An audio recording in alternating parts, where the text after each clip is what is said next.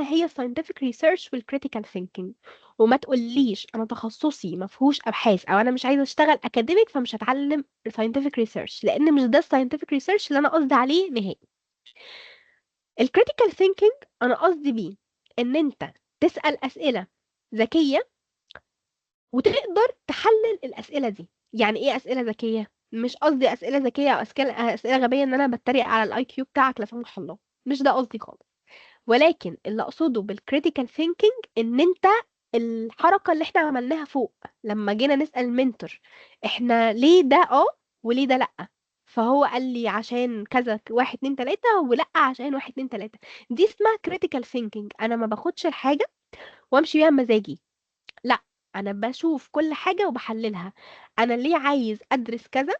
عشان خاطر انا مثلا عايزه اتعلم الماني عشان هشتغل كول سنتر الماني. طب انا ليه عايزه اشتغل كول سنتر الماني؟ والله عشان خاطر انا عايز اقبض سالري معين كذا عشان احقق كذا وكذا، عشان خاطر ممكن من السالري دي اسافر بيها في مكان معين، او انا عايزه اعمل ايا كان انا عايزه اعمل ايه. فوالله انا خدت معلومه، عرفت الجول بتاعي، قعدت افنطه كده وحللته حاجه حاجه لحد ما طلعت بكونكلوجن. اما طلعت بكونكلوجن ده معناه ان انا فكرت critical thinking صح. انا ما خدتش الماني عشان كل الناس دلوقتي بتدرس الماني، لا، انا عندي هدف واضح يخليني ادرس الالماني. طيب تاني حاجه هي scientific research. scientific research مش معناها ان انا لازم اكون بقرا papers عشان خاطر ادخل بحث، عشان خاطر انشر البحث، عشان ابقى اسمي باحث واشتغل في الاكاديمي. مش ده الكور بس الوحيد بتاع scientific research. في ناس بتقرا وبتتعلم scientific research وهي شغاله في الاندستري عادي. scientific research انت بتبقى up to date scientifically. انت بتبقى عارف الدراسات الأخيرة اللي اتعملت سواء في الماركت لو انت مثلا بتدرس بيزنس، او في الساينس لو انت بتدرس ساينس، وصلت لإيه. ما هو انا ما ينفعش اكون مثلا شغال في حاجة معينة وانا مش عارف انا وصلت اخر الاخبار بتاعتي لحد فين. وما ينفعش اكون باخد اخر الاخبار بتاعتي من اليوم السابع مثلا او من ويكيبيديا.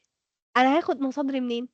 من ان انا اكون عارف ازاي ابحث scientifically على المعلومة، أكون عارف إيه هي المصادر الموثوقة اللي أخد منها المعلومة، وأقدر أكولكت المعلومة والداتا دي عشان أستخدمها في شغلي أيا كان شغلي إيه وأيا كان تخصصي إيه. أنا عمالة أعمم في التخصص عشان خاطر ممكن اللي بيسمع ما يكونش تخصص، مش كلنا تخصصاتنا واحدة، فأنا بعمم في المعلومة. لو إحنا كان معايا مثلا تخصص واحد كنت هسبيشالايز، والله أنا ما ينفعش أكون شغالة في كذا عشان كذا وكذا. انا بس بعمم عشان خاطر كل واحد ياخدها ويفت دي للحاجة اللي هو بيعمل فيها، بس الاساس واحد. كلنا متفقين على حاجة واحدة، ان احنا لازم كلنا نبقى سيلف ليرنر، كلنا لازم نعرف نتعلم لوحدنا. بعد كده كلنا لازم نعرف critical think صح عشان خاطر نقدر نبني رود ماب صح، عشان خاطر نقدر نبقى سيلف ليرنر، وعشان خاطر نعرف نبقى سيلف ليرنر ونذاكر صح وما نتشتتش في المعلومات اللي لسه شروق كانت بتقول لنا عليها.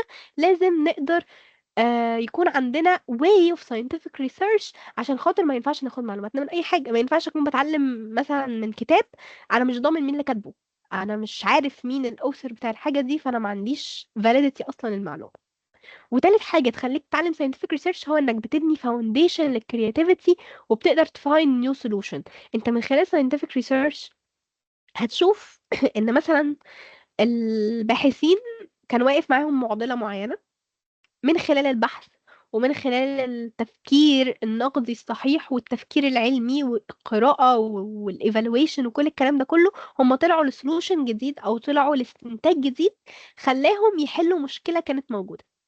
فانت الساينتفك ريسيرش مش هيخليك بس انك تكتب بحث، هو هيغير المايند سيت بتاعتك.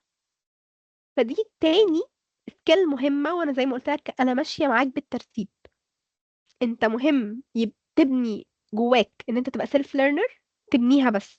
بعد كده تتعلم scientific research و critical thinking وتبدأ تطبق ده في انك تدرس حاجة معينة مع نفسك اللي هي السيلف ليرن.